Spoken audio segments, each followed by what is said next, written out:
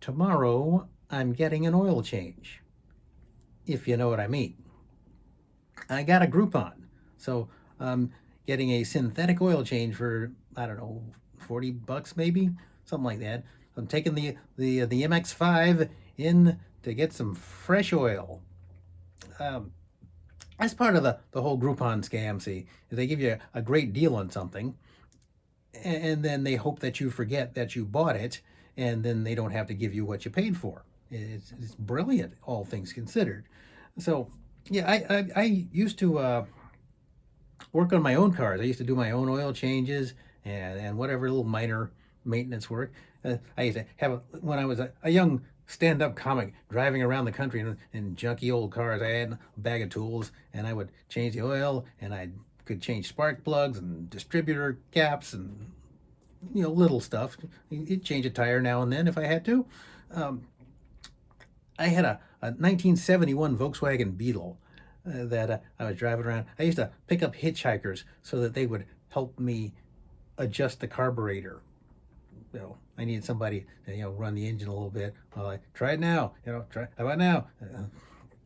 Well, I adjust stuff with a little screwdriver. Anyway, and then I had the Subarus. I went through a couple of Subarus there. I took one of them. I drove it to Nashville, and it died out there. And so we went to a junkyard and traded it plus $200 for another Subaru, which I drove around for a month or two before I blew the head gasket. And then I ended up at a service station in Denver, Colorado in a blizzard. And I'm like, I got this much money. Can you fix the head gasket? And they say or you can keep it and just drive me to the Greyhound station. And they're like, no, we would rather take your money and you take that piece of junk and go somewhere else. And we had a pretty good night there. We drank beer and we ate pizza and we worked in the car, or they worked in the car, and I stood around freezing my ass off.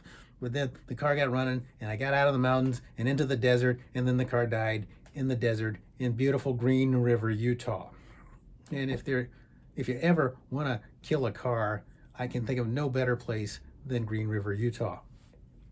And so pretty much after that, I gave up on working on cars because I'm clearly not any good at it.